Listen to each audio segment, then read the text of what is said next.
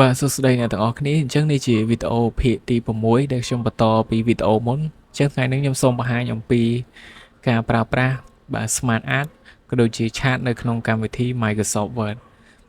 បាទអញ្ចឹងអ្នកនរគ្នាបើកកម្មវិធី Microsoft Word មកបន្តទៀតចុច New Document មកឬក៏ Blank Document បាទបន្តទៀតបើកមកដំបូងគឺវាចេញបែបហ្នឹងអញ្ចឹងអ្នកនរគ្នាចូលកន្លែង Insert នេះបាទបន្តទៀតអ្នកនរគ្នាយកពាក្យថា Smart Art នេះបាទអញ្ចឹង Smart Art ហ្នឹងគឺជានិយាយទៅប្រអប់ cloud style ផ្សេងៗដែលយើងអាចយកទៅប្រើក្នុងកិច្ចការរបស់យើងបានអញ្ចឹងឧទាហរណ៍យើងរៀបចំឯកសារមេរៀនរៀបចំឯកសារផ្សេងៗដែលត្រូវប្រើប្រាស់ style Smart Art ហ្នឹងអ្នកនរគ្នាអាចមកមើលកន្លែង Smart Art បាន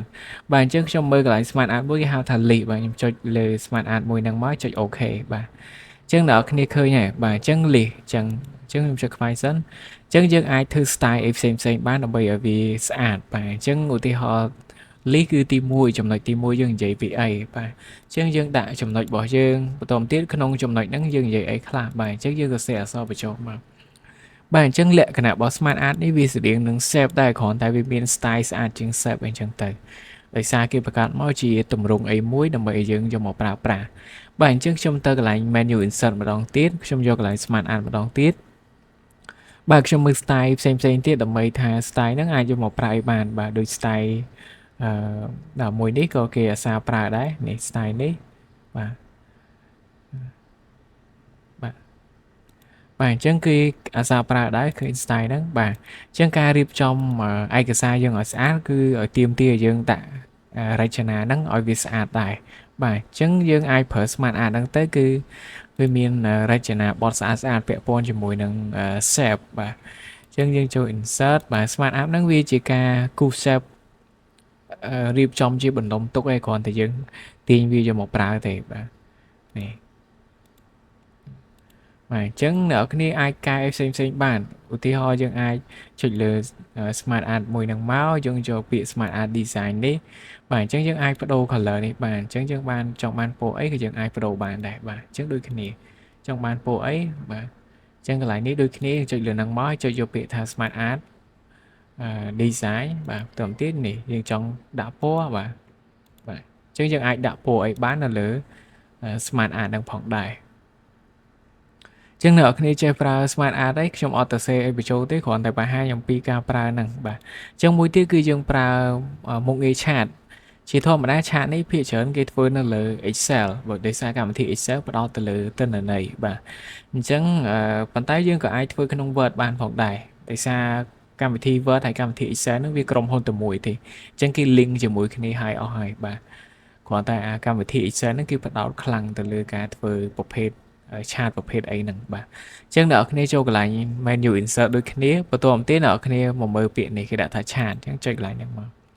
អញ្ចឹងឆាតវាមានផ្សេងអ្នកនរគ្នាចង់បាន style មួយណាបាទជានេះ style map បាទនេះ style ឆាតបែបនេះបាទអញ្ចឹង style ដើមរបស់គេគឺ style នេះ recent នេះបាទអញ្ចឹងឧទាហរណ៍យក style មួយហ្នឹងអ្នកនរគ្នាចុច OK មក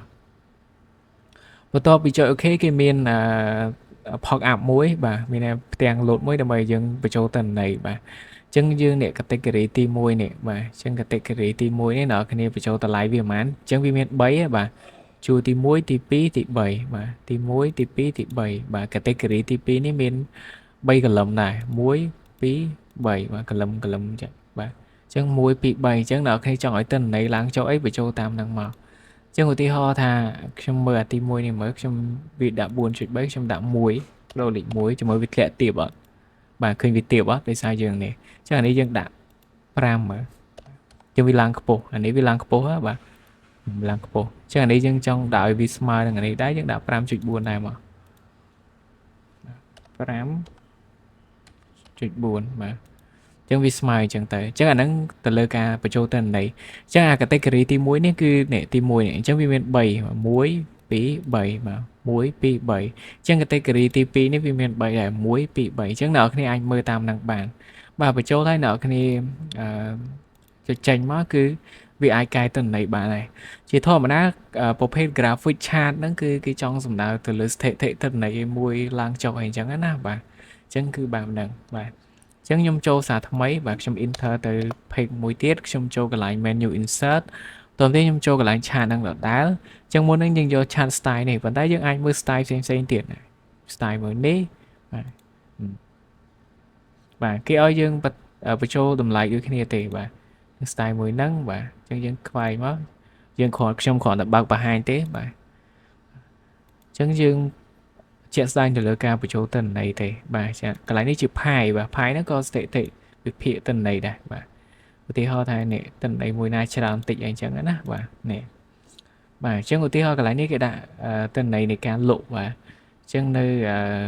ឆមាសទី1ទី2ទី3ទី4អីចឹងទៅបាទអញ្ចឹងបានប្រមាណភាគរយបើសិនបើបានច្រើនវាចេញធំអីចឹងទៅបានតិចវាចេញ pie នឹងតូចអីចឹងទៅបាទអញ្ចឹងយើងអាចធ្វើនៅកម្មវិធី Word បានដូចគ្នាដែរបាទអញ្ចឹងធ្វើឯកសារអ្នកនរគ្នាខ្លះពាក់ព័ន្ធជាមួយនឹងគណនេយ្យក៏អ្នកនរគ្នាអាចធ្វើនៅលើ Word ហ្នឹងបានដែរបាទអញ្ចឹងវីដេអូហ្នឹងខ្ញុំបង្ហាញអ្នកនរគ្នាចេះប្រើទី1គឺ Smart Art ទី2គឺបាទឆាតនេះអញ្ចឹងវាមានច្រើនទៀតបាទនេះប្រភេទច្រើនហើយអ្នកនរគ្នាអាចទៅបើកមើលបានបាទដូចយ៉ាងនេះគេហៅថាអីគេ Sunburst បាទនេះបាទអញ្ចឹងខ្ញុំទៅមើលបន្ថែមទៀតនេះ map បាទពាក់ព័ន្ធជាមួយ map បាទបាទអញ្ចឹងវាត្រូវការ support country បានវាដើរបាទអញ្ចឹងសរុបជារួមមកវិញគឺកន្លែងនេះគឺពាក់ព័ន្ធជាមួយនឹងការរចនាច្រើនបាទទី1គឺ smart art ហ្នឹងយើងអាចធ្វើជា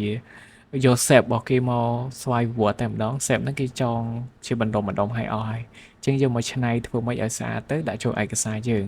ទី2ពាក់ព័ន្ធជាមួយឆាតបាទឆាតគឺផ្ដោតទៅលើទិន្នន័យក្នុងប្រភេទឆាតហ្នឹងវាមានឆាតផ្សេងទៀតអានេះគេហៅថាបាទឆាតstyle របស់វាផ្សេងណាបាទនេះ pie បាទអញ្ចឹងវីដេអូ